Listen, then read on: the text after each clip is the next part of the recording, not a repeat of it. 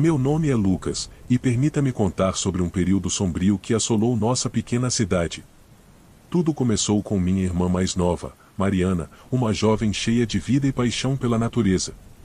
Crescemos juntos em um vilarejo onde todos se conheciam pelo nome, um lugar cercado por densas florestas e lendas antigas que permeavam nossa cultura local. Mariana sempre foi especial. Desde criança, demonstrava uma conexão em comum com a natureza e um fascínio por ervas e poções. Seus olhos brilhavam ao ouvir histórias dos anciãos sobre os poderes ocultos das plantas que cresciam nas margens dos riachos e nos vales sombreados pelas montanhas. Ela aprendeu a identificar cada erva pela textura das folhas e o aroma das flores, e frequentemente voltava para casa com cestos cheios de ingredientes para suas experiências alquímicas caseiras. No entanto, essa conexão com o mundo natural a levou por caminhos que, para muitos, eram apenas lendas e superstições. Mariana começou a se interessar por práticas místicas e antigas, estudando manuscritos antigos que encontrava nas bibliotecas empoeiradas das vilas vizinhas. À medida que seu conhecimento crescia, ela se tornava mais intrigada com os rituais antigos que prometiam acessar poderes além da compreensão humana. Foi numa noite de lua cheia, quando os contornos das árvores dançavam ao ritmo dos ventos noturnos, que tudo mudou. Mariana saiu de casa com seu cesto habitual e um olhar determinado nos olhos. Ela tinha um propósito naquela noite, algo que só revelaria mais tarde em seus diários, descobertos após sua morte. Quando ela não retornou na manhã seguinte, o desespero se instalou em nossa família. Buscas foram organizadas, mas apenas encontramos seu corpo dias depois, próximo a uma árvore ancestral conhecida por ser um local de poder espiritual há séculos. O que deveria ser um local de paz e serenidade estava agora maculado pela tragédia. Mariana jazia ali, serena como se estivesse em um sono profundo, mas seus olhos, outrora cheios de vida, agora refletiam um terror inexplicável. A autópsia não revelou causa de morte clara, o que deixou a comunidade em choque e alimentou teorias de bruxaria e rituais proibidos. Rumores se espalharam como fumaça, acusando Mariana de ter despertado forças além de seu controle. As autoridades investigaram, mas sem pistas concretas, o caso logo se tornou um mistério não resolvido que assombraria nossa vila por anos a fio. Em meio à dor e à confusão, mergulhei nos diários de Mariana em busca de respostas. Suas palavras revelavam uma jornada de descoberta e fascínio, mas também de medo crescente à medida que ela se aprofundava nos segredos ocultos da região. Entre suas anotações, encontrei menções a um antigo ritual que prometia acessar poderes além do entendimento humano, um rito que ela estava determinada a explorar para compreender seu propósito e significado. Conforme eu e meus amigos nos aventurávamos pelos mesmos caminhos que Mariana trilhara em vida, nos deparamos com pessoas e lugares que pareciam saídos de pesadelos antigos. Encontramos bruxos solitários que viviam nas sombras da sociedade, ermitões que guardavam segredos perigosos e relatos de encontros noturnos que desafiavam a razão. Com cada pista descoberta, nos aproximávamos um pouco mais da verdade, mas também nos víamos enredados em um jogo perigoso de poderes que não compreendíamos completamente. A presença de Mariana parecia nos guiar em direção à justiça que ela tanto merecia, mas também nos alertava para os perigos de desafiar o desconhecido. À medida que os meses se transformavam em anos, o mistério em torno da morte de Mariana se tornava um peso que carregaríamos pelo resto de nossas vidas. Sua história se transformou em uma lenda local, um lembrete sombrio de que nem todas as histórias terminam com justiça ou entendimento. Sua vida foi um tributo à curiosidade humana e à busca pelo conhecimento, mas também um aviso sobre os perigos que aguardam aqueles que ousam desvendar os segredos guardados pelas sombras da noite. Eu sou Rafael, um advogado de 35 anos vivendo em São Paulo. Minha vida sempre foi regida pela lógica e pelos fatos. No entanto, nada poderia me preparar para a experiência que tive com bruxaria. Tudo começou há cerca de um ano, quando minha esposa, Amanda, começou a se sentir mal frequentemente. Os médicos não conseguiam identificar a causa de seus sintomas. Ela perdia peso, tinha insônia e, eventualmente, começou a ver e ouvir coisas que não estavam lá. Nossa vida virou de cabeça para baixo, e eu estava desesperado para encontrar uma solução. Amanda trabalhava como jornalista investigativa e, pouco antes de adoecer, estava cobrindo uma série de reportagens sobre práticas de bruxaria em comunidades isoladas do interior do Brasil. Ela sempre foi cética quanto a essas coisas, mas acreditava que a história merecia ser contada. Durante suas investigações, Amanda conheceu uma mulher chamada Marisa, que era conhecida por suas habilidades ocultas. Marisa era uma figura misteriosa, descrita por Amanda como uma mulher de meia-idade com olhos penetrantes e um ar de conhecimento antigo. Ela morava em uma casa afastada, cercada por amuletos e símbolos estranhos. Amanda entrevistou Marisa várias vezes, sempre intrigada, mas nunca amedrontada. Até que, um dia, após uma dessas entrevistas, Amanda encontrou um pequeno saco de pano amarrado em sua bolsa. Dentro, havia ervas secas e pequenos ossos. Amanda, pensando ser uma espécie de presente ou objeto de estudo, trouxe o saco para casa. Foi após esse episódio que seus sintomas começaram. No início, eram apenas pequenas indisposições, mas rapidamente evoluíram para um estado de saúde alarmante. Consultamos diversos especialistas, mas ninguém conseguia encontrar uma explicação. Certo dia, enquanto revirava os pertences de Amanda em busca de alguma pista, encontrei o saco de pano. Ao mostrá-lo a ela, Amanda empalideceu e lembrou-se de Marisa. Decidimos voltar à casa de Marisa para confrontá-la e tentar entender o que estava acontecendo. Chegamos à sua casa à tarde da noite, e Marisa nos recebeu com um sorriso que parecia mais um desafio do que uma recepção amigável. Eu sabia que voltariam, disse ela, sem qualquer surpresa em sua voz. Amanda, já fraca e desesperada, implorou por respostas. Marisa nos levou a uma sala repleta de velas acesas e incensos queimando. Sentamos em cadeiras de madeira rústica enquanto ela nos explicava que Amanda havia sido marcada por forças que ela não conseguia controlar. Você mexeu com coisas que não entende, disse Marisa. E agora essas coisas estão mexendo com você. Pedi a Marisa que desfizesse o que quer que tivesse feito, mas ela balançou a cabeça. Não é tão simples, respondeu. Mas posso tentar ajudar. Marisa nos disse que Amanda precisaria passar por um ritual de purificação que envolveria várias sessões. Desesperados, concordamos. As sessões eram exaustivas e assustadoras. Amanda ficava deitada em um círculo de sal enquanto Marisa entoava cânticos em uma língua desconhecida, queimando ervas que enchiam a sala com uma fumaça densa. Após semanas de rituais, Amanda parecia melhorar um pouco, mas ainda estava longe de estar completamente bem. Durante esse período, comecei a perceber coisas estranhas acontecendo em nossa casa.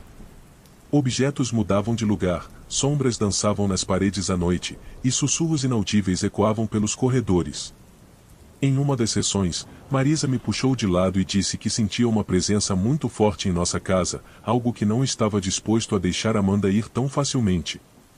Ela sugeriu que o problema poderia ser mais profundo do que apenas a influência do saco de pano. Algo ou alguém estava determinado a causar mal a Amanda. Então, Marisa pediu que eu encontrasse algo que tivesse pertencido a Amanda desde sua infância, algo que carregasse uma forte ligação emocional. Trouxe de volta uma boneca de pano que Amanda guardava desde criança. Marisa usou a boneca em um ritual particularmente intenso. A atmosfera na sala tornou-se pesada e sufocante. Amanda, deitada no círculo, começou a se contorcer e gritar, como se estivesse sendo atacada por forças invisíveis. Marisa não parou de entoar seus cânticos, mesmo quando Amanda perdeu a consciência. A boneca de pano, que estava ao lado de Amanda, começou a queimar espontaneamente, liberando um cheiro nauseante. Quando o ritual finalmente terminou, Amanda estava inconsciente, mas sua respiração parecia mais tranquila. Marisa nos disse que o pior havia passado, mas que Amanda ainda precisaria de tempo para se recuperar completamente. Levamos Amanda para casa e, aos poucos, ela começou a melhorar. No entanto, o que aconteceu naquela noite deixou marcas profundas. A casa nunca mais foi a mesma, e eu também não. Marisa nos visitou algumas vezes depois disso, sempre trazendo consigo amuletos de proteção e conselhos sobre como manter nossa casa livre de energias negativas. Nunca descobrimos exatamente o que causou todo o mal a Amanda, mas suspeito que, de alguma forma, ela atraiu a atenção de algo ou alguém ao investigar a bruxaria. A experiência nos deixou cautelosos e muito mais conscientes das forças invisíveis que podem influenciar nossas vidas. Continuamos vivendo nossas vidas, mas com uma nova compreensão de que o mundo é muito mais complexo e perigoso do que imaginávamos. Agora, quando ouço histórias de bruxaria e eventos sobrenaturais, não sou mais o cético que costumava ser. Sei que há coisas que não podemos explicar, e, por mais que eu tente, nunca esquecerei os horrores que Amanda e eu enfrentamos.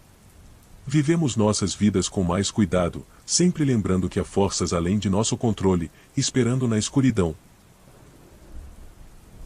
Eu me chamo Daniel, tenho 38 anos e sou empresário no Rio de Janeiro. A minha vida sempre foi regida por decisões racionais e bem calculadas, mas tudo mudou quando conheci Vanessa. Ela era uma mulher encantadora, cheia de vida e paixão, e rapidamente se tornou o centro do meu mundo. Nos conhecemos em uma festa de negócios, e nossa conexão foi instantânea. Vanessa tinha um brilho nos olhos que me cativou imediatamente. Começamos a namorar, e tudo parecia perfeito. Eu estava completamente apaixonado, e pela primeira vez em muito tempo, sentia que tinha encontrado a pessoa com quem queria passar o resto da minha vida. No entanto, após alguns meses, Vanessa começou a se afastar. Ela parecia distraída, distante e, eventualmente, terminamos nosso relacionamento de forma abrupta. Eu fiquei devastado. Não conseguia entender o que tinha acontecido. A dor da perda era insuportável, e eu estava disposto a fazer qualquer coisa para tê-la de volta. Foi então que um amigo de infância, Gustavo, me falou sobre uma mulher chamada Dona Mirtes, que fazia amarrações amorosas. Gustavo jurava que ela tinha ajudado muitas pessoas a reconquistarem seus amores perdidos. No meu desespero, decidi procurar por Dona Mirtes, mesmo sendo cético quanto a essas práticas. Dona Mirtes vivia em uma casa modesta, no subúrbio do Rio. Ao entrar, fui recebido por um ambiente repleto de velas, incensos e objetos místicos. Dona Mirtes era uma mulher idosa, com olhos penetrantes e uma aura de mistério ao seu redor. Expliquei a ela minha situação, e ela me garantiu que poderia ajudar. Mas você precisa estar ciente, Daniel, ela disse com uma voz grave. Amarrações amorosas não são algo para se tomar de ânimo leve. Elas mexem com energias poderosas e têm consequências. Naquele momento, eu estava tão desesperado que não me importava com as consequências. Aceitei os termos e segui suas instruções meticulosamente. O ritual envolvia velas vermelhas, fotos nossas e uma série de cânticos que Dona Mirtes recitou em um idioma que eu não compreendia. Após o ritual, ela me entregou um amuleto e disse que eu deveria carregá-lo comigo o tempo todo. Disse também que, em alguns dias, Vanessa voltaria para mim, mas advertiu que eu nunca deveria tentar desfazer a amarração. E, como prometido, Vanessa começou a me procurar novamente. Ela parecia encantada, quase obcecada por mim. No início, fiquei exultante. Minha vida estava de volta ao eixo, e eu tinha a mulher que amava ao meu lado. No entanto, com o passar do tempo, percebi que algo estava errado. Vanessa começou a apresentar comportamentos estranhos. Ela se tornava possessiva, ciumenta de maneira irracional, e seu amor parecia cada vez mais sufocante. Eu me sentia preso, como se estivesse vivendo uma relação com uma versão distorcida da mulher que um dia amei. A situação piorou quando comecei a ter pesadelos recorrentes. Sonhava com figuras sombrias, ouvindo sussurros que me acusavam de brincar com forças que não compreendia. Sentia uma presença constante em minha casa, algo que não podia ver, mas que estava sempre ali, observando. Desesperado, decidi voltar a Dona Mirtes e pedir ajuda para desfazer a amarração. Ao chegar lá, fui recebido com uma expressão séria. Eu avisei, Daniel. Não se desfaz uma amarração sem pagar o preço, ela disse. Ela me explicou que, para desfazer o que havia sido feito, seria necessário um ritual ainda mais complexo e perigoso. As consequências poderiam ser terríveis, não apenas para mim, mas também para Vanessa. Mas eu não via outra saída. Precisava tentar. O novo ritual foi muito mais intenso. Envolvia sangue, símbolos desenhados no chão e cânticos que ecoavam pela sala como lamentos. Durante o processo, senti uma dor excruciante, como se algo estivesse sendo arrancado de dentro de mim.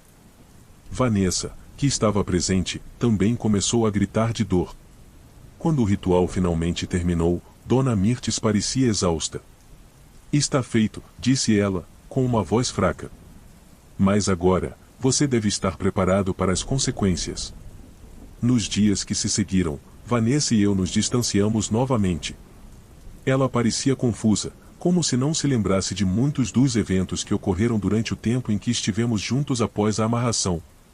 Nossa relação acabou de vez, e eu fiquei com a sensação de que algo havia mudado profundamente dentro de mim. Os pesadelos, no entanto, continuaram. A presença sombria que eu sentia em minha casa não desapareceu. Pelo contrário, parecia mais forte do que nunca. Objetos se moviam sozinhos, sombras dançavam nas paredes, e sussurros incessantes me mantinham acordado à noite. Hoje, eu vivo com o peso das minhas escolhas. A casa está sempre em penumbra, e o medo é meu companheiro constante. Aprendi da maneira mais difícil que brincar com forças desconhecidas pode trazer consequências terríveis. Vanessa seguiu sua vida, e eu permaneço aqui, lidando com as sombras do meu passado. A amarração que parecia a solução para minha dor acabou se tornando um pesadelo do qual não consigo escapar. E cada noite, quando os sussurros começam, eu me lembro do aviso de Dona Mirtes e das consequências de mexer com o que não se entende. A cidade de Belo Horizonte sempre foi meu lar. Cresci em um bairro tranquilo, cercado de amigos e uma família amorosa. Meu trabalho como designer gráfico me dava uma vida confortável, e eu me considerava uma pessoa feliz. No entanto, tudo mudou quando eu conheci Júlia. Júlia era a mulher dos meus sonhos, inteligente, bonita e cheia de vida. Nos conhecemos em uma festa de um amigo em comum e, desde então, nos tornamos inseparáveis. Nosso relacionamento progrediu rapidamente e, em poucos meses, estávamos morando juntos. Eu estava certo de que ela era o amor da minha vida. Mas havia uma sombra em nosso relacionamento, algo que eu não conseguia entender. Era minha melhor amiga, Camila. Camila e eu éramos amigos desde a infância. Ela sempre esteve ao meu lado, nas alegrias e nas tristezas. No entanto, desde que Júlia entrou na minha vida, Camila parecia diferente. Ela evitava estar conosco, seus sorrisos se tornaram raros e suas palavras, muitas vezes, carregavam um tom de amargura. Uma noite, após uma discussão com Júlia sobre uma mensagem que ela encontrou no meu celular, decidi desabafar com Camila. Encontramo-nos em um café, e eu contei a ela sobre os problemas que estava enfrentando. Camila ouviu em silêncio e, ao final, disse algo que me perturbou: talvez o problema não seja você, mas a influência de outra pessoa. Sem entender completamente o que ela queria dizer, deixei o assunto de lado. No entanto, as palavras de Camila ficaram na minha cabeça. Decidi investigar mais sobre Júlia. Em uma tarde, enquanto ela estava no trabalho, comecei a vasculhar suas coisas. Foi então que encontrei uma pequena caixa de madeira escondida no fundo do armário. Dentro dela, havia uma foto minha, amarrada com um fio vermelho, e algumas ervas secas que eu não reconheci. O choque me paralisou. Júlia estava usando bruxaria? Decidi confrontá-la naquela mesma noite. Quando ela chegou em casa, mostrei a caixa e exigi uma explicação. Júlia, com lágrimas nos olhos, confessou que tinha feito uma amarração amorosa para garantir que eu ficasse com ela. Disse que me amava tanto que tinha medo de me perder para outra pessoa, especialmente Camila. A revelação me deixou atordoado. Eu amava Júlia, mas saber que nosso amor foi manipulado me fez questionar tudo. Decidi terminar o relacionamento e pedi que ela se mudasse imediatamente. Júlia saiu de nossa casa chorando, e eu fiquei sozinho, tentando entender o que tinha acontecido. Nos dias seguintes, procurei Camila para contar o que descobri. Ela me ouviu atentamente e, ao final, me abraçou. Foi um abraço reconfortante, algo que eu precisava naquele momento. Camila sempre esteve ao meu lado, e agora, mais do que nunca, eu precisava dela. O tempo passou e eu comecei a perceber algo estranho. Minha vida parecia estar se desmoronando. Meu trabalho estava cheio de problemas, amigos começaram a se afastar e minha saúde estava piorando. Foi então que uma dúvida perturbadora surgiu na minha mente: e se Camila estivesse envolvida nisso tudo? Decidi investigar por conta própria. Comecei a observar Camila mais de perto e, uma noite, segui-a até sua casa. Para minha surpresa, vi algo que jamais poderia ter imaginado. Através de uma fresta na janela, observei Camila realizando um ritual similar ao que Júlia havia descrito. Ela estava usando uma foto minha, amarrada com um fio vermelho, exatamente como Júlia havia feito. Meu coração acelerou. Camila, minha melhor amiga, estava me manipulando esse tempo todo. Confrontei-a no dia seguinte, e ela, sem qualquer remorso, admitiu que tinha feito uma amarração para me afastar de Júlia e me trazer para mais perto dela. Disse que me amava desde sempre e que não suportava me ver com outra pessoa. A traição me destruiu. Duas mulheres que eu amava tinham usado bruxaria para manipular meus sentimentos e minha vida. Cortei todos os laços com Camila e, por um tempo, vivi em um estado de desconfiança e solidão. Meses se passaram, e aos poucos comecei a reconstruir minha vida. Decidi procurar ajuda profissional para lidar com o trauma e entender o que havia acontecido. Aprendi a confiar novamente, mas com mais cautela. A lição que tirei de tudo isso é que o amor verdadeiro não pode ser forçado ou manipulado. Ele deve ser livre, puro e genuíno. Hoje, vivo com a certeza de que, embora as cicatrizes permaneçam, sou mais forte e mais consciente das armadilhas que a vida pode nos apresentar. E quanto a Júlia e Camila? Nunca mais as vi. Elas se tornaram sombras do meu passado, lembranças de um tempo em que minha vida foi envolta em segredos e traições. Minha vida parecia perfeita. Eu tinha uma carreira sólida como advogado em São Paulo, uma esposa amorosa, Sofia, e uma filha de 5 anos, Clara. No entanto, a rotina e as pressões do dia a dia começaram a afetar meu casamento. As discussões se tornaram frequentes e o distanciamento emocional, inevitável. Foi nesse contexto que conheci Amanda, uma colega de trabalho que rapidamente se tornou uma presença constante e sedutora. Amanda era tudo o que minha vida doméstica não era naquele momento, emocionante, cheia de energia e paixão. Inicialmente, resisti à tentação, mas a atração mútua era inegável.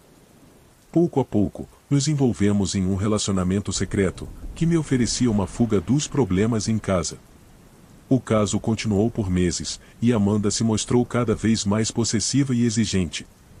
Em uma noite, após uma discussão particularmente acalorada com Sofia, saí de casa e fui direto para o apartamento de Amanda.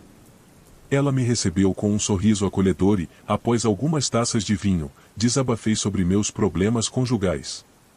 Amanda me olhou nos olhos e disse que sabia como resolver tudo. Naquele momento, não entendi completamente o que ela queria dizer, mas estava cansado demais para questionar. Na semana seguinte, as coisas começaram a mudar de maneira sutil, mas perturbadora. Sofia parecia distante e apática, como se estivesse perdendo interesse em tudo ao seu redor. Nosso casamento, que já estava frágil, parecia estar desmoronando de vez. Uma noite, enquanto limpava nosso quarto, encontrei um pequeno saco de pano escondido sob nossa cama. Dentro dele, havia uma mistura de ervas secas, um pedaço de fita vermelha e um papel com símbolos estranhos. O choque foi imediato. Confrontei Sofia, mas ela não tinha ideia do que era aquilo. Decidi guardar o objeto e procurar respostas por conta própria. No dia seguinte, fui ao encontro de Amanda e, após algumas perguntas evasivas, ela finalmente confessou. Disse que tinha recorrido a uma conhecida que praticava bruxaria para garantir que Sofia se afastasse de mim, para que pudéssemos ficar juntos. A revelação me deixou atônito. Embora estivesse infeliz no meu casamento, nunca imaginei que Amanda pudesse recorrer a algo tão extremo. Pedi que ela desfizesse o feitiço imediatamente, mas ela apenas riu e disse que as coisas já estavam em movimento e não havia como voltar atrás. Os dias seguintes foram um verdadeiro inferno. Sofia, agora completamente distante, pediu o divórcio. Clara, nossa filha, parecia estar sofrendo com toda a tensão em casa. Minha vida estava em frangalhos e a culpa me consumia. Decidi cortar todos os laços com Amanda, mas ela não aceitou a rejeição facilmente. Passou a me perseguir, aparecendo no meu trabalho e até mesmo em lugares que eu frequentava com Clara. Foi então que recorri a um antigo amigo, Carlos, que havia se especializado em esoterismo e práticas ocultas. Contei a ele toda a história, e ele concordou em me ajudar. Com sua orientação, realizei um ritual de purificação em minha casa e rezei para que o feitiço fosse quebrado. Aos poucos, Sofia começou a recuperar seu antigo eu, mas nosso casamento já estava irreparavelmente danificado. Decidimos nos separar de maneira amigável, pelo bem de Clara. Amanda, vendo que seu plano falhou, finalmente desistiu de me perseguir. Ela desapareceu da minha vida tão rapidamente quanto entrou, deixando para trás apenas a memória de um período sombrio. Aprendi, da maneira mais difícil, que as ações têm consequências e que brincar com forças desconhecidas pode ter um preço alto. Hoje, tento reconstruir minha vida, focando em ser o melhor pai para Clara e aprendendo a viver com as escolhas que fiz. A amarração amorosa de Amanda trouxe destruição e dor, mas também me ensinou sobre a importância da honestidade e do respeito nas relações. Vivendo um dia de cada vez, espero um dia encontrar a paz e a estabilidade que tanto busco. Minha vida era aparentemente tranquila. Eu tinha uma carreira próspera como arquiteto em uma grande cidade, um círculo de amigos leais, e uma namorada adorável, Júlia. No entanto, um vazio inexplicável persistia dentro de mim, uma sensação de que algo faltava, mesmo quando tudo parecia estar indo bem. Foi então que conheci Isabela, uma antiga colega da faculdade, em um reencontro de ex-alunos. Ela estava deslumbrante, ainda mais bela do que eu me lembrava. A química entre nós era inegável, e logo nossos encontros se tornaram mais frequentes, até que eu me vi dividido entre Júlia e Isabela. Enquanto Júlia era doce e estável, Isabela era excitante e imprevisível, tudo o que eu pensava que precisava para preencher o vazio que sentia. Apesar de meu relacionamento com Júlia estar em um bom momento, a atração por Isabela era irresistível. No entanto, sabia que não poderia simplesmente terminar com Júlia sem mais nem menos. Foi então que, em um momento de desespero e impulsividade, Isabela me contou sobre uma antiga prática de amarração amorosa que poderia resolver nossa situação. Ela disse que conhecia uma mulher que poderia nos ajudar, alguém com habilidades místicas que garantiria que Júlia se afastasse de mim, permitindo que Isabela e eu ficássemos juntos.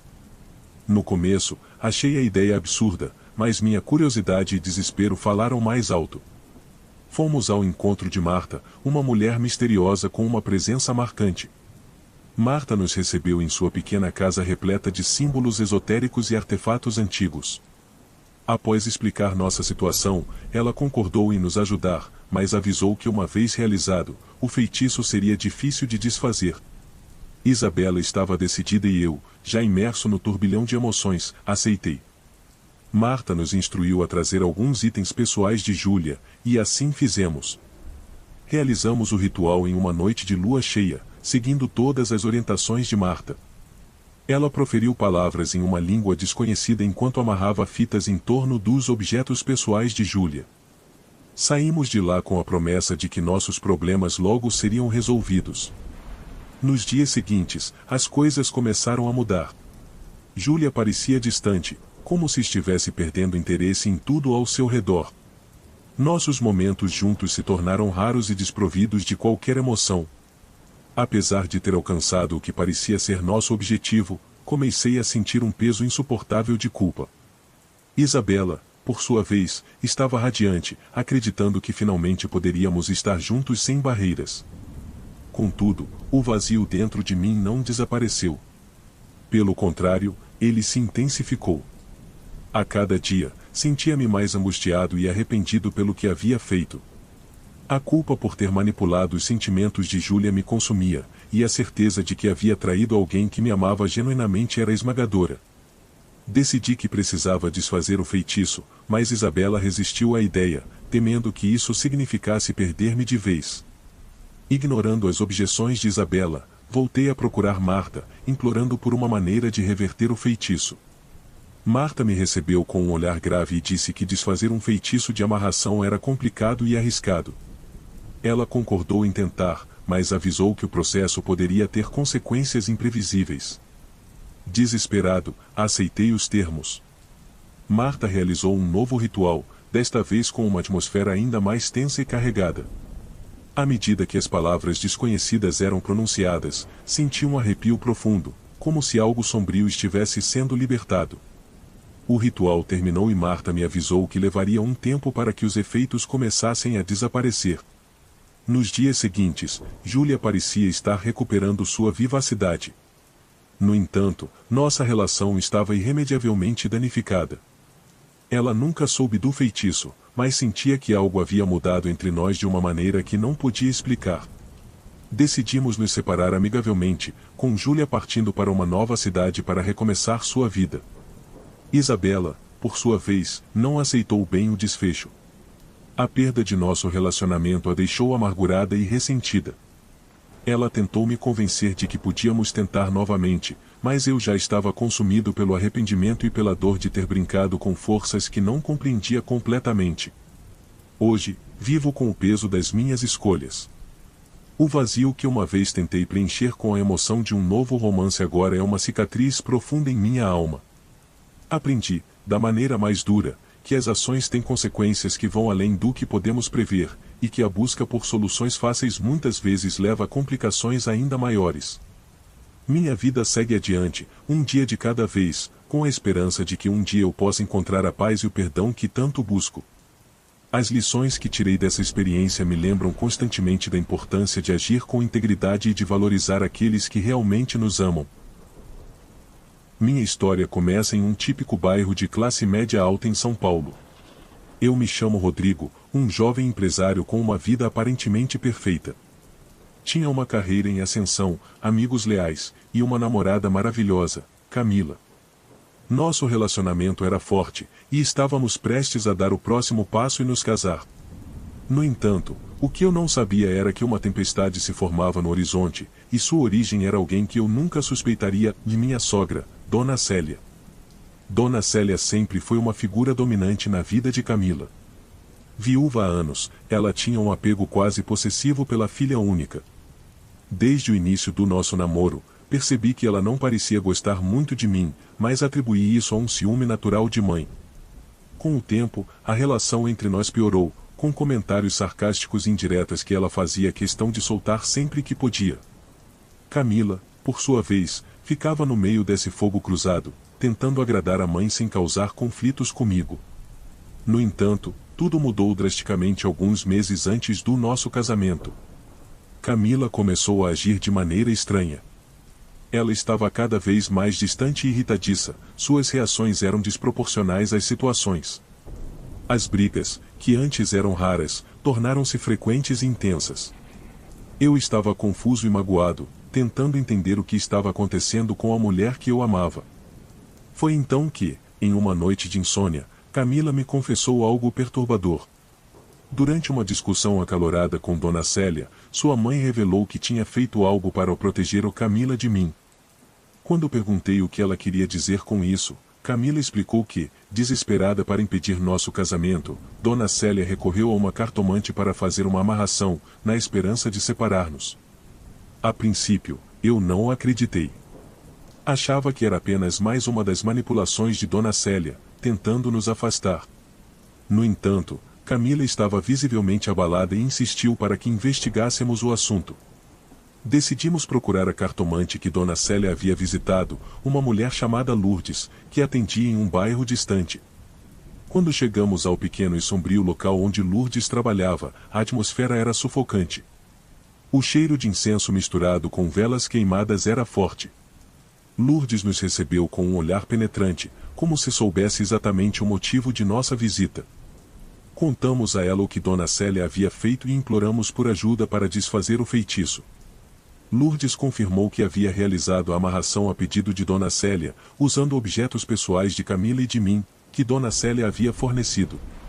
A cartomante explicou que desfazer o feitiço não seria fácil, mas não era impossível. Precisaríamos de alguns itens específicos e realizar um ritual de purificação em conjunto. Na noite seguinte, nos encontramos novamente com Lourdes. Seguimos suas instruções, que envolviam uma série de passos meticulosos e perturbadores. Acendemos velas, queimamos ervas e recitamos palavras antigas. Lourdes pediu para que nos concentrássemos na liberação de toda a energia negativa que nos cercava. À medida que o ritual avançava, senti uma tensão estranha no ar, quase palpável. Camila e eu estávamos de mãos dadas, tentando nos manter firmes diante do desconhecido. De repente, uma sensação de alívio tomou conta de mim, como se um peso invisível tivesse sido removido. Lourdes anunciou que o feitiço havia sido quebrado, mas nos alertou que as cicatrizes emocionais poderiam levar tempo para cicatrizar. Nos dias seguintes, a mudança foi perceptível. Camila parecia mais leve, como se uma nuvem escura tivesse sido dissipada. Nosso relacionamento começou a se reconstruir lentamente. Dona Célia, confrontada por Camila, negou inicialmente, mas finalmente admitiu seu ato desesperado. A relação entre mãe e filha ficou extremamente abalada, e Camila decidiu se afastar dela por um tempo. Com o passar do tempo, nossa vida voltou ao normal. O casamento aconteceu conforme planejado, e foi uma cerimônia linda e emocionante. No entanto, a experiência deixou marcas profundas. O vínculo entre Camila e sua mãe nunca mais foi o mesmo, e aprendemos a ser mais cautelosos com as pessoas ao nosso redor. A história poderia ter terminado aqui, mas um plot twist inesperado estava prestes a ocorrer. Meses após nosso casamento, recebemos uma notícia chocante: Dona Célia foi encontrada morta em sua casa, em circunstâncias misteriosas. A polícia não conseguiu determinar a causa exata da morte, e rumores de bruxaria e vingança começaram a circular pelo bairro. Camila estava devastada, dividida entre o luto pela perda da mãe e a culpa por tê-la afastado. Eu, por outro lado, não conseguia afastar a sensação de que algo mais sombrio estava em jogo. Foi então que encontrei, escondido entre os pertences de Dona Célia, um diário antigo. Nas páginas amareladas, descobri anotações detalhadas sobre rituais e feitiços, incluindo a amarração que havia realizado contra nós. No final do diário, uma anotação em particular chamou minha atenção: Dona Célia havia feito um pacto com uma entidade obscura para garantir que Camila nunca se afastasse dela, um pacto que aparentemente exigia um preço alto. A morte de Dona Célia parecia ser a consequência final de seus atos. A revelação me deixou atordoado. Camila nunca soube do diário, e decidi não contar a ela, temendo que a verdade a devastasse ainda mais. Hoje, vivemos com a memória do que aconteceu, cientes das forças misteriosas que às vezes interferem em nossas vidas. A experiência nos ensinou a valorizar cada momento juntos e a ser gratos pela força que encontramos um no outro, mesmo diante da adversidade.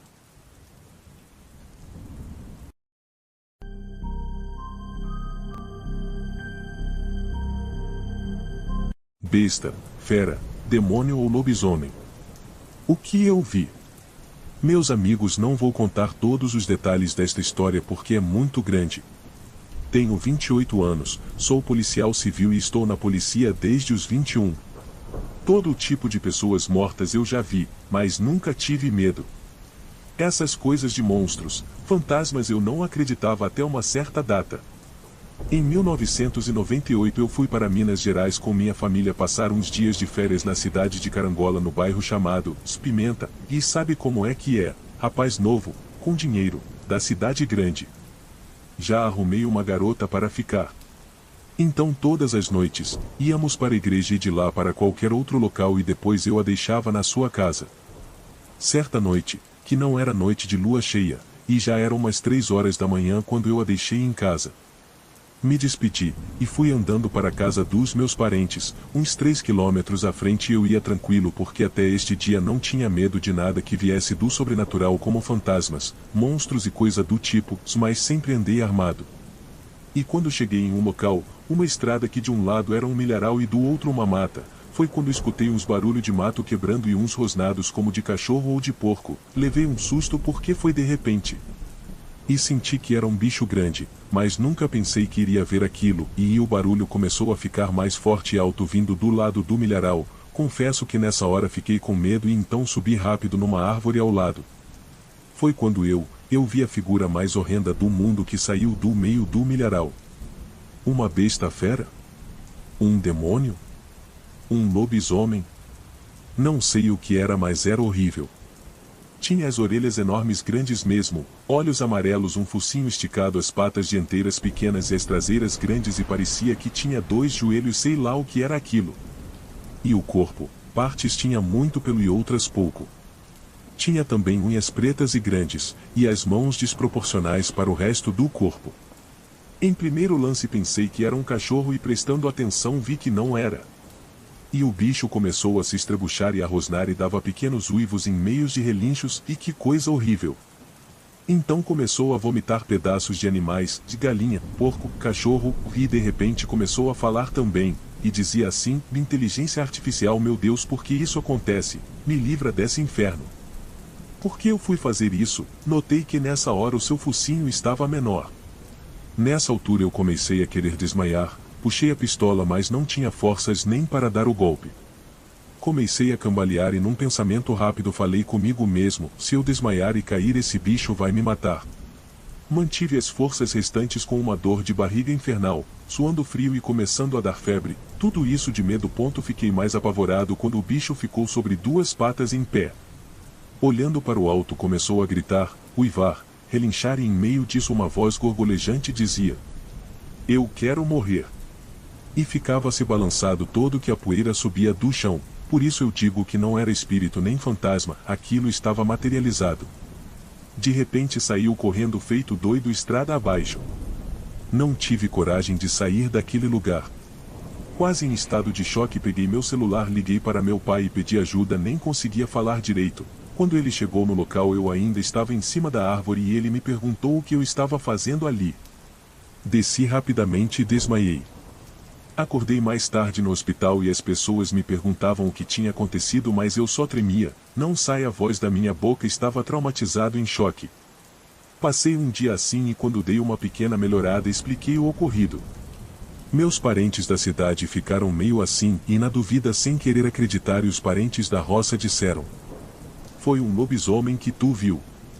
Meu pai disse que essas coisas não existem, ele teve uma visão, os outros juravam de pé junto que era um lobisomem. Levei meu pai no local e mostrei a prova. Os restos dos animais em meio de sangue, mas ele só acreditava vendo o tal monstro. Bem, visão, lobisomem ou não, só sei que vi. E estava na minha frente aquela praga. Até hoje fico assombrado, de vez em quando tenho pesadelos e quando estou de serviço não gosto de ficar em lugares escuros. Não tenho vergonha de contar isso, alguns acreditam, outros falam que é mentira. Mas tudo bem. Eu sei o que vi e agora acredito e tenho medo.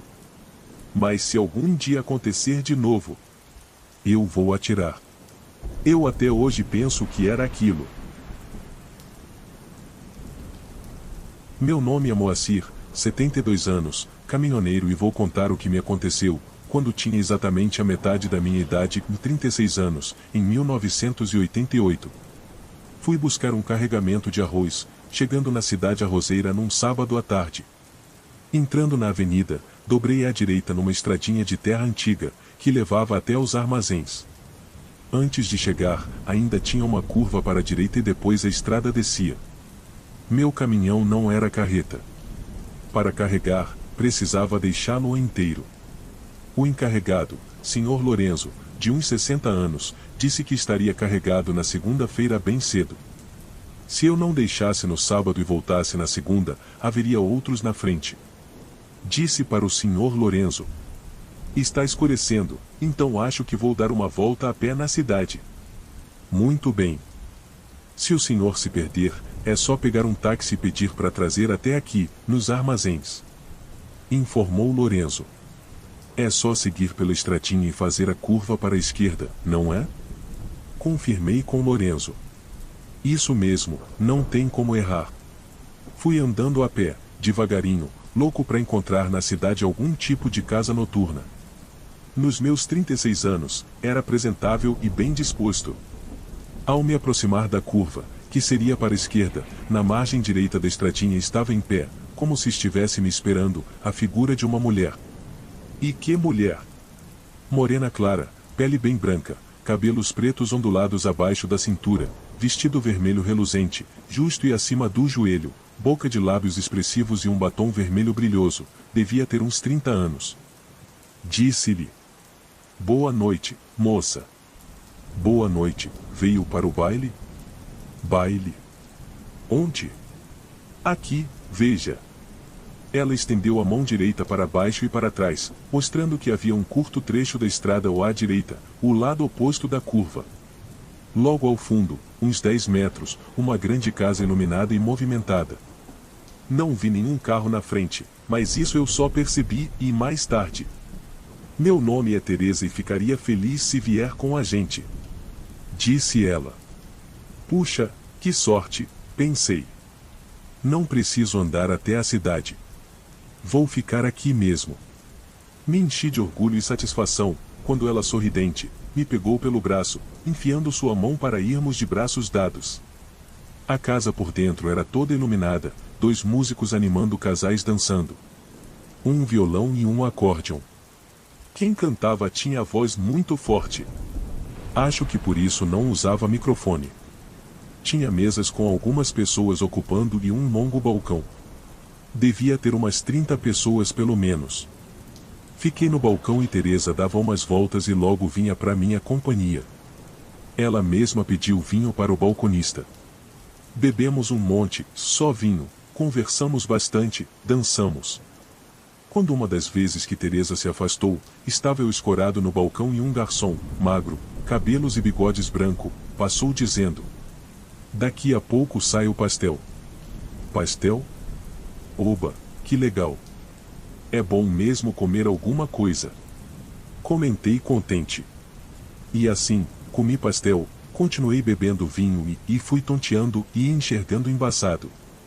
Senti alguém me amparar para deitar. Fui acordando com o sol na cara e eu estava deitado numa relva. Quando sentei e olhei em volta, a tal casa tinha sumido.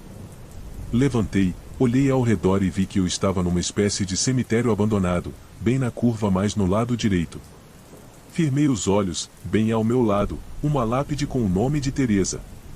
Olhei para meu relógio, 8h30 de domingo. Fui voltando para o armazém, ainda estonteado e sem entender nada. Que sorte, o Sr. Lorenzo estava lá. Sr. Lorenzo, o senhor não sabe o que me aconteceu, e contei até onde pude. Ele me olhou e com toda a calma do mundo e foi explicando. Eu vivo aqui há muito tempo. Tem realmente, à direita da curva, um cemitério abandonado há anos. Os antigos diziam que por ali existia uma boate, comandada por uma mulher muito bonita. Isso passou a criar problemas com os casados da região. Um dia, pegou fogo, só o botaram e morreram todos. Como eram pessoas de fora e ninguém reclamou os mortos, foram enterrados ali mesmo, formando o pequeno cemitério, já acho que tem uns 30 lá. Aí eu falei. Mas, Sr. Lorenzo, como se explica o vinho que eu bebi a noite toda? Vinho. E também pastel, muito bom. Pastel? Não vai me dizer que o vinho e o pastel eram fantasmas, né? Retruquei. É melhor você nem saber. Finalizou. A partir daí ele ficou mudo, não disse nem respondeu mais nada. Fui para um hotel barato e segunda-feira cedo, peguei o caminhão e nunca mais voltei. E o vinho e o pastel? Como não me fizeram mal, também deixei pra lá. Olá pessoal, vou contar um relato real do que aconteceu na casa onde moro na semana passada, tendo começado tudo em março de 2024. Como já falei antes, sou médium espírita e sensitiva também. Costumo sentir com nitidez se algum espírito passa por mim ou se aproxima, além de ouvir. Então, moro nessa casa há pouco tempo, exatos 3 meses. Aluguei-a principalmente porque preciso de espaço para minhas muitas plantas e também porque tenho um cachorro. Encontramos a casa por acaso, e estávamos indo fazer algo e vimos a placa de aluguel. Para nossa sorte, conheço a dona da casa, que foi professora de catequese dos meus filhos. No mesmo dia que vimos a casa, gostamos do espaço e também porque as vizinhas são conhecidas de muitos anos. Me senti em casa.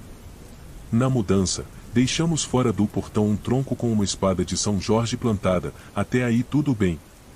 Até que um dia fui nos fundos do quintal molhar meus pés de mamão e achei um monte de ração de cachorro, só que para cachorros de pequeno porte.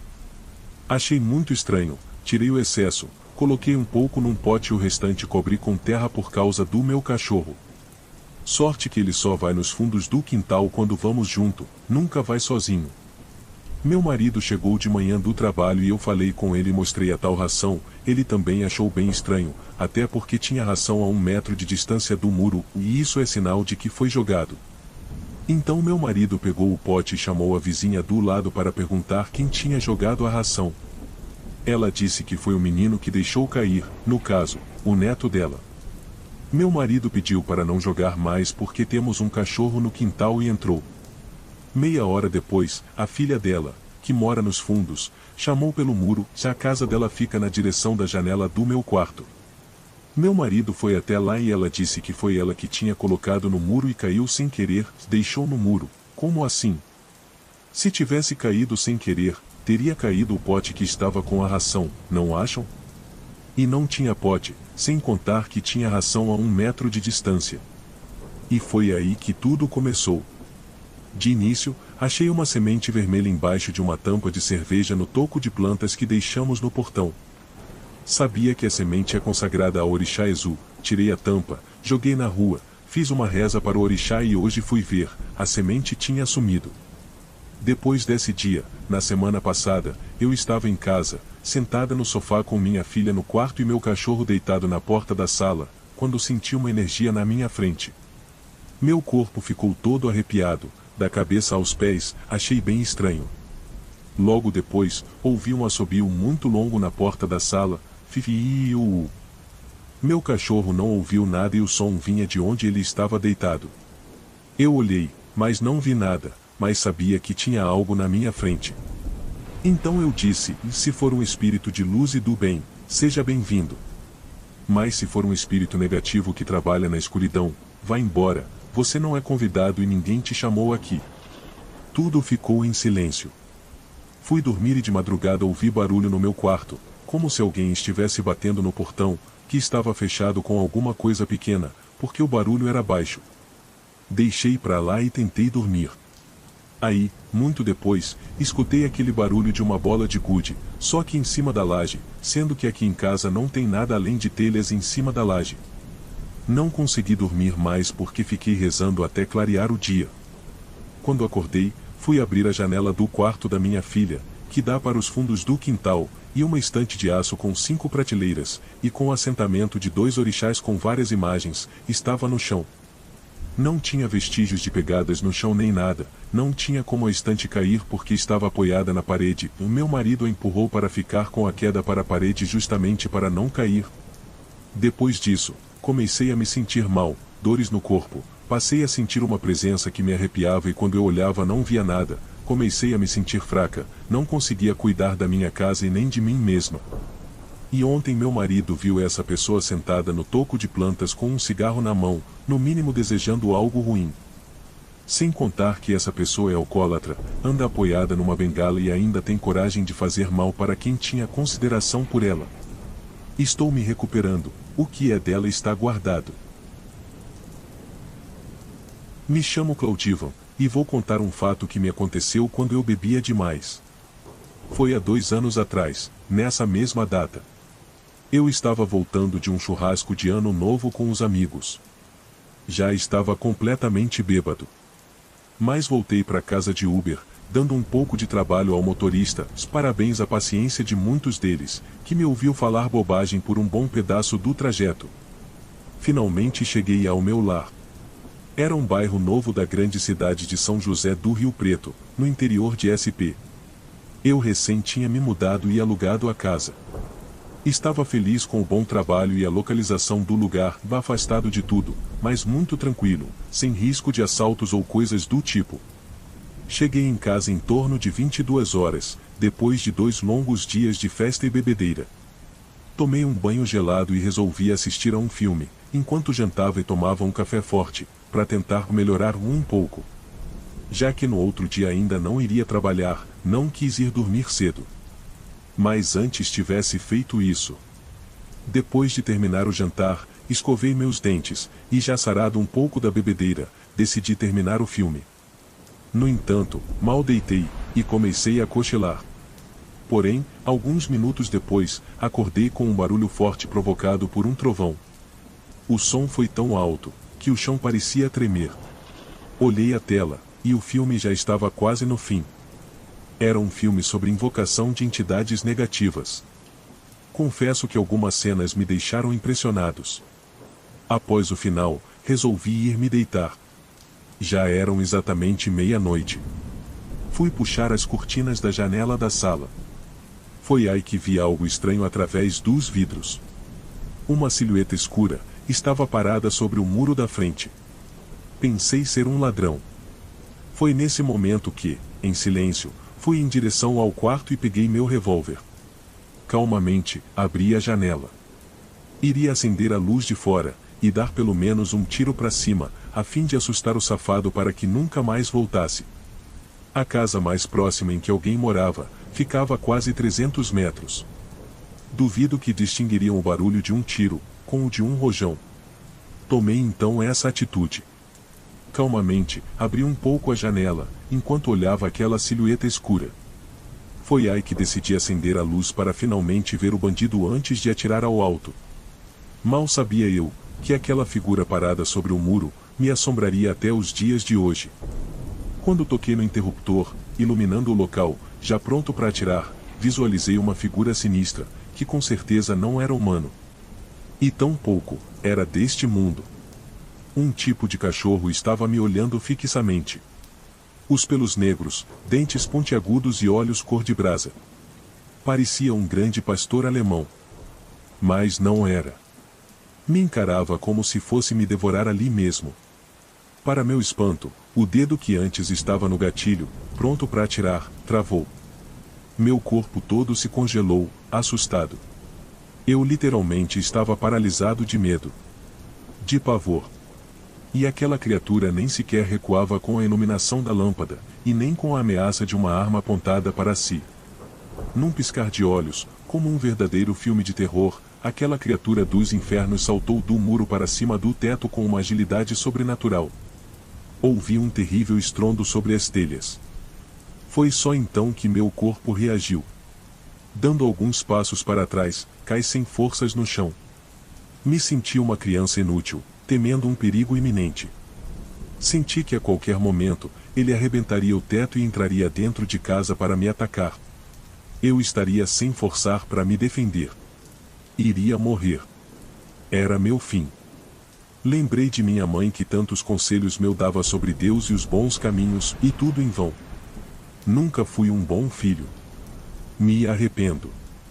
Foi nesse momento que senti cair do meu bolso uma medalhinha do meu querido Padre Inciso. Uma medalhinha que minha falecida e amada mãe me deu com muito apreço quando saí do sertão do Pernambuco, deixando-a sozinha e abandonada, de coração partido. Ela me disse, antes de morrer, que enquanto eu tivesse a medalha por perto e orasse com fé em Deus, nenhum mal me aconteceria e ela, minha mãe, sempre estaria por perto, onde quer que ela estivesse. Com minhas últimas forças, segurei a medalha e fechei os olhos. A criatura ainda estava no telhado, correndo de um lado para o outro, como se estivesse caçando a maneira mais fácil de entrar e me destruir, arrastando-me para o inferno que estava em seus olhos. Orei. Pedi forças e proteção ao meu padroeiro e a Jesus. Senti Deus em meu coração. Senti minha mãe comigo. Senti a mudança acontecer em todo o meu espírito. Aquela criatura deu então um berro, como se estivesse sendo atingida por alguma coisa, e de repente, foi embora. Mas não correndo ou pulando, como chegou. Parecia simplesmente ter desaparecido. Eu dormia ali mesmo. Desde esse dia, nunca mais o cão do diabo apareceu. E eu, nunca mais bebi e me livrei da arma. Passei a ir à missa todos os domingos, e dedicar meu pouco tempo livre à prática do bem. Não sei que tipo de criatura era aquela que queria me arrastar para o inferno. Mas hoje, sei que sou uma criatura de Deus, cujo único objetivo é o céu. Sim, irmãos, há males que vêm para o bem. Muitos não vão acreditar. Mas sim, o mal sobrenatural existe. E está mais próximo do que pensa. Meu nome é João, um engenheiro brasileiro de 30 anos que recentemente aceitou um emprego desafiador em Moçambique. Minha vida tomou um rumo inesperado quando conheci Clara, uma mulher local cuja beleza era tão intensa quanto sua aura misteriosa. Clara começou a aparecer em todos os lugares que eu frequentava, e rapidamente, senti uma atração inexplicável por ela. Nossos encontros tornaram-se mais frequentes, e logo estávamos compartilhando momentos íntimos em minha casa. No entanto, algo em seu comportamento começou a me deixar inquieto. Ela sempre trazia consigo pequenos objetos que dizia serem amuletos de boa sorte, pedaços de tecido, ervas secas, e pequenos talismãs. Embora achasse peculiar, não dei muita importância no início. Foi durante uma dessas visitas que percebi algo estranho. Clara trouxe uma vela preta e a acendeu no centro da sala, murmurando palavras em uma língua que eu não compreendia. Quando perguntei o que estava fazendo, ela apenas sorriu e disse que era uma tradição local para afastar maus espíritos. Nas semanas seguintes, minha obsessão por Clara tornou-se insuportável. Meu trabalho começou a sofrer, e meus colegas notaram minha mudança de comportamento. Eu mal conseguia me concentrar e só pensava nela. Decidi procurar ajuda de um colega local, Marco, que havia se tornado um bom amigo. Quando contei a Marco sobre Clara e meus sentimentos inexplicáveis, ele ficou visivelmente preocupado. Isso não é normal, João, disse ele. Há histórias de pessoas sendo enfeitiçadas por aqui. Você deve ser cauteloso. Marco me levou a uma pequena aldeia no interior, onde vivia uma tribo conhecida por seus rituais de cura e proteção. Eles acreditavam no poder da magia e sabiam como lidar com forças obscuras. Fui recebido pelo xamã da tribo, um homem idoso com olhos penetrantes que pareciam ver além da superfície. O xamã ouviu minha história em silêncio e depois explicou que eu estava sob uma amarração amorosa, um tipo de magia negra usada para controlar sentimentos e vontades. Ela usou magia para enfeitiçar você, disse ele. Mas podemos quebrar esse feitiço. O ritual começou ao cair da noite. Fui levado a um círculo sagrado, cercado por tochas e símbolos antigos desenhados no chão. O xamã e outros membros da tribo começaram a entoar cânticos enquanto jogavam ervas e pós coloridos no fogo, que crepitava e lançava faíscas no ar. As vozes dos membros da tribo ecoavam pela clareira, misturando-se ao som das folhas balançando ao vento noturno. Deitado no centro do círculo, sentia-me vulnerável e exposto. Os cânticos tornaram-se mais intensos, e o cheiro das ervas queimando encheu o ar.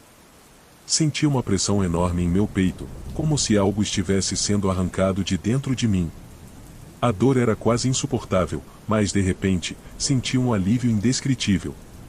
Era como se um peso gigantesco tivesse sido removido dos meus ombros.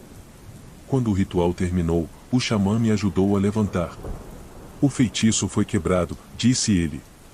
Mas você deve ser cuidadoso. Essas forças podem ser perigosas. Nos dias que se seguiram, meus sentimentos por Clara diminuíram gradualmente até desaparecerem por completo. Voltei a ser eu mesmo, capaz de me concentrar no trabalho e nas minhas atividades diárias. Clara nunca mais apareceu, e minha vida retornou a uma aparente normalidade.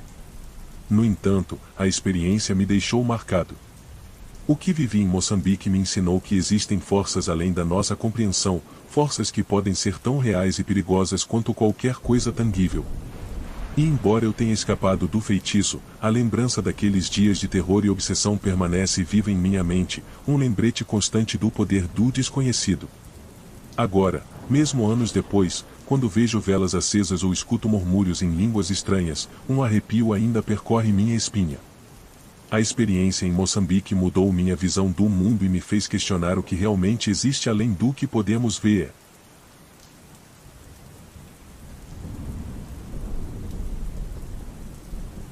Sempre vivi uma vida tranquila na pequena cidade de Campos Verdes.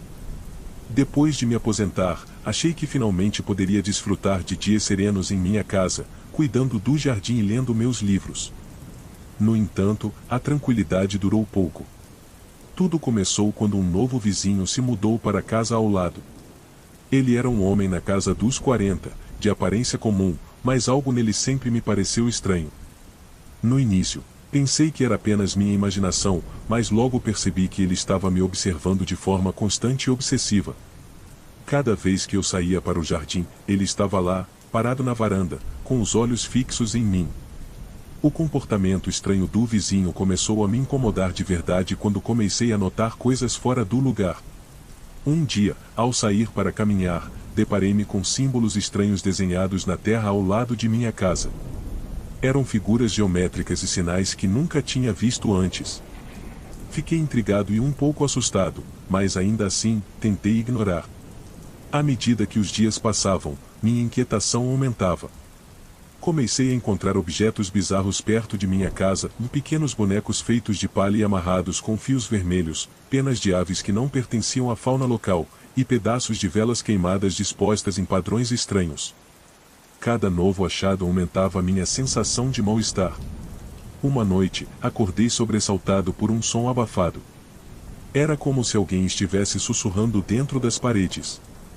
Levantei-me e percorri a casa em busca da origem do som, mas não encontrei nada. No entanto, a sensação de estar sendo observado não me abandonou.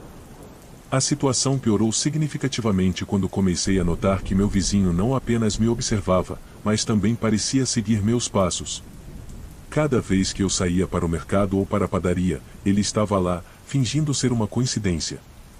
Sua presença constante e silenciosa começou a me afetar profundamente. Um dia, enquanto voltava do mercado, encontrei um gato preto morto na minha porta. Era um presságio inconfundível, um símbolo de má sorte que só aumentou meu medo. O gato estava disposto de uma maneira que parecia deliberada, quase ritualística. Senti um calafrio percorrer minha espinha enquanto me perguntava até onde meu vizinho estaria disposto a ir. Minha paranoia crescia a cada dia. Sentia-me constantemente vigiado, e cada movimento parecia ser monitorado. As noites tornaram-se insuportáveis, com ruídos inexplicáveis e sombras que pareciam se mover sozinhas. Minha casa, antes um refúgio de paz, transformou-se em um lugar de terror. A gota d'água foi quando ele começou a me seguir até o trabalho. A princípio, pensei que era apenas paranoia, mas logo percebi que ele realmente estava me perseguindo. Cada vez que eu olhava por cima do ombro, ele estava lá, seguindo-me a uma distância segura, mas sempre presente. Isso começou a afetar meu desempenho no trabalho, pois não conseguia me concentrar com a constante sensação de estar sendo observado. Certa manhã, encontrei um pequeno altar improvisado no meu quintal. Estava decorado com velas negras, ossos de pequenos animais e um retrato meu, rodeado por símbolos que não reconheci. O medo transformou-se em pavor absoluto. Senti que estava sendo enredado em uma trama maligna, sem saber como escapar. Decidi confrontar o vizinho. Bati à sua porta, mas ele não atendeu. Ao invés disso, ouvi um riso baixo e perturbador vindo de dentro da casa. Desisti e voltei para minha casa, sentindo-me impotente e vulnerável. A situação se intensificou quando, uma noite, acordei com o som de passos no andar de baixo. Peguei uma lanterna e desci com cautela. Ao chegar na sala de estar, encontrei um dos bonecos de vodu que havia visto antes, desta vez preso ao teto por um fio, balançando suavemente. Senti um nó se formar no meu estômago enquanto tentava entender o significado daquele macabro penduricalho. Dias depois, enquanto estava no trabalho, recebi uma ligação da polícia. Disseram que um vizinho tinha relatado gritos vindos da minha casa. Corri para casa, mas não encontrei nada fora do comum. No entanto, a sensação de pânico não me abandonava. A cada dia, a presença constante e ameaçadora do meu vizinho estava destruindo minha sanidade. Comecei a investigar a história da casa ao lado. Descobri que os antigos moradores haviam desaparecido misteriosamente, sem deixar vestígios. Os rumores falavam de bruxaria e rituais sombrios, mas eu não queria acreditar que algo tão sinistro pudesse ser real. No entanto, todas as evidências apontavam para uma verdade aterradora. Uma noite, ouvi ruídos estranhos vindo do quintal. Peguei uma lanterna e, com o coração acelerado, fui investigar. Quando cheguei ao local, encontrei mais símbolos desenhados na terra, mas desta vez, estavam rodeando um boneco que se parecia assustadoramente comigo. Antes que pudesse reagir, senti uma presença atrás de mim. Virei-me e lá estava ele, meu vizinho, com um olhar insano e um sorriso sinistro. Você não deveria ter mexido nas minhas coisas, ele disse, com uma voz fria e ameaçadora. Agora é tarde demais. Desde aquele dia, minha vida se transformou em um pesadelo interminável. Não consigo escapar da sensação de ser constantemente vigiado e perseguido. A bruxaria parece estar enraizada em cada canto de minha casa, e meu vizinho tornou-se uma presença constante e inescapável. Minha sanidade está se esvaindo. Cada dia que passa, a escuridão se aprofunda, e o medo se torna insuportável. Sinto que estou sendo levado para um abismo de loucura e terror, e não sei por quanto tempo mais conseguirei resistir. A pequena cidade de Campos Verdes, outrora meu refúgio, transformou-se em um palco de horror, onde estou preso em uma rede de bruxaria e paranoia.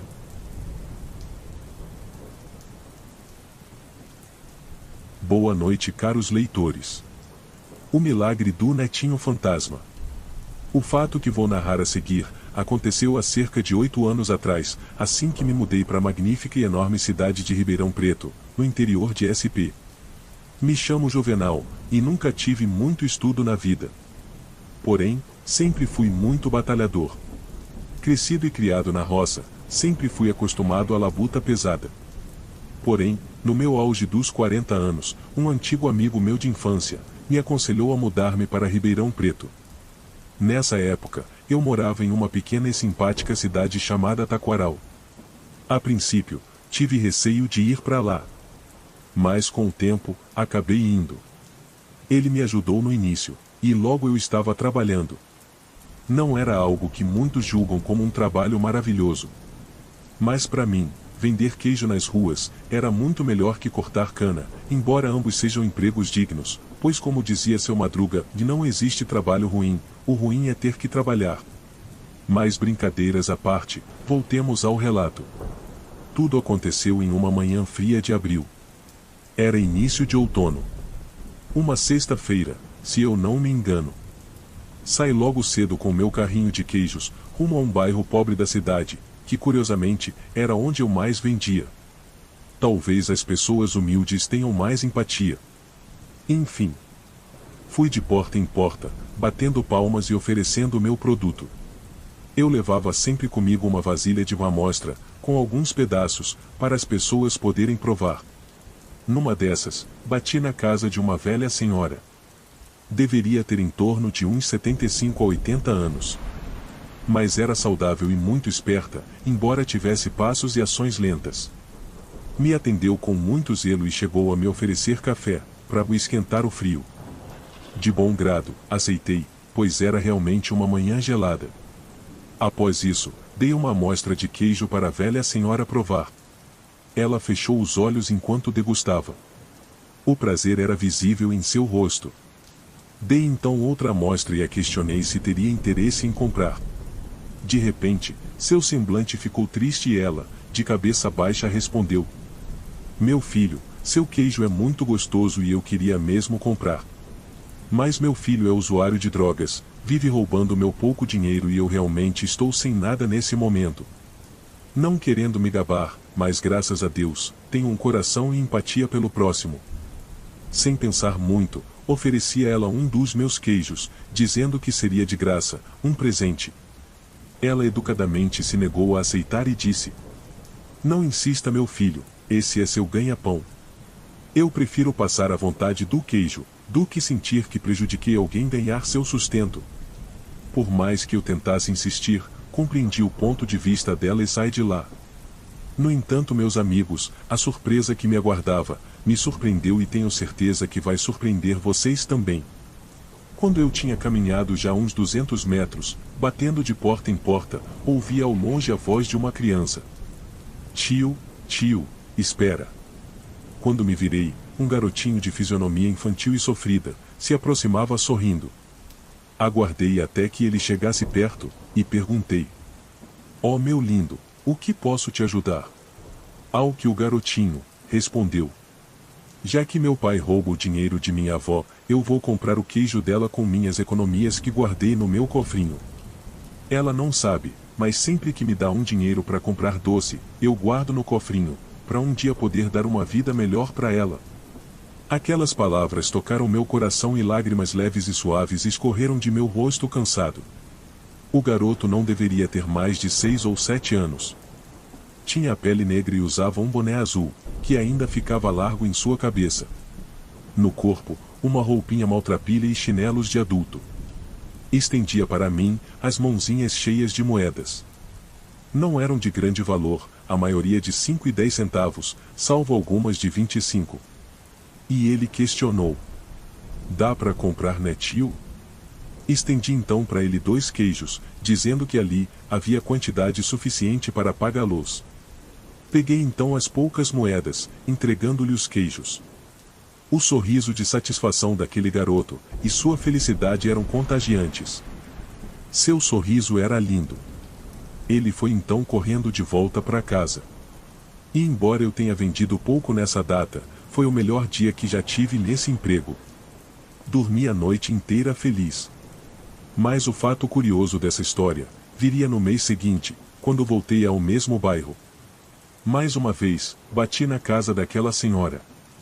Para minha surpresa, ela correu até mim, dando-me um forte abraço e agradecendo com um lindo sorriso. Meu filho, não precisava ter voltado e deixado aqueles queijos na minha varanda, e mais já que fez isso, espero que não lhe tenha feito falta. E ela continuava a me abraçar e a falar. Não sei como fez aquilo, mas depois que comeu daquele queijo, meu filho nunca mais usou nenhum tipo de drogas e está até trabalhando. Muito obrigado, meu filho, Deus lhe abençoe. Eu fiquei totalmente sem entender o que ela estava falando. Eu não havia voltado para deixar aqueles queijos. Pelo que me lembre, o netinho dela é quem os havia buscado. Mas antes que eu pudesse falar alguma coisa, ela já me arrastou para dentro de sua casa, dizendo para eu me acomodar no sofá, pois ela iria buscar um café. Eu estava ainda sem entender, quando olhei um quadro simples e pequeno na estante. Nele, havia uma linda foto do que parecia ser o netinho dela, o mesmo que havia comprado o queijo no mês anterior. Ficou observando atentamente, e notei que aquela foto parecia antiga.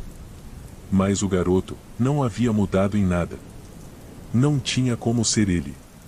Logo ela chegou e então questionei. Que bela foto, é seu filho quando mais novo? Ela então suspirou e olhou a foto sorrindo, balançando a cabeça negativamente, enquanto respondia. Não, esse é o filho do meu filho. Meu netinho, e já faleceu há 10 anos, vítima da leucemia. O pobrezinho foi enterrado com um cofrinho que eu havia lhe dado dias antes. Meu corpo então se arrepiou. De surpresa, de emoção, de alegria, de tristeza. Só então eu fui entender toda a história. Mesmo depois de morto, o netinho ainda tinha vontade de mudar a vida de sua avó com suas economias. E conseguiu. E eu fiz parte disso. Depois de tomar o café, me despedi e fui embora. Me senti com o melhor emprego do mundo e com uma crença ainda maior que Deus existe. A humanidade ainda tem esperança. Mesmo que no outro mundo. Há muitos anos atrás, numa fazenda que fica nas redondezas do sítio do meu avô, morava um casal que brigava muito. Eles viviam xingando e falando em diabo e demônio. O homem se chamava Manuel e a mulher Lúcia, e tinham em torno de 30 anos. Manuel trabalhava para o dono da fazenda cuidando do gado, tirando leite, cuidando da plantação, entre outros afazeres da roça. O Lúcia cuidava da casa, limpava o quintal e às vezes também tirava leite e cuidava de uma horta que lá existia. Quase toda noite eles brigavam, era um fuzuê. Ainda bem que não havia vizinhos tão próximos da casa que eles moravam. Meu avô nessa época nem tinha filhos, e morava a uns 6 quilômetros da casa desse casal. Certo dia Lúcia estava sozinha em casa fazendo bolo de fubá, enquanto seu marido estava trabalhando de cortar cana. Ela estava na sala esperando o bolo assar. De repente ouviu um barulho no fogão, foi para a cozinha e não viu nada. Abriu o forno e viu que o bolo estava cheio de bosta de cavalo, e então ela saiu para fora para ver se era alguém que tinha feito aquela lambança, mas não avistou ninguém, e então Lúcia voltou para a cozinha meio assustada e confusa, e fez outro bolo. Quando o segundo bolo estava quase pronto, ela ouviu mais um barulho.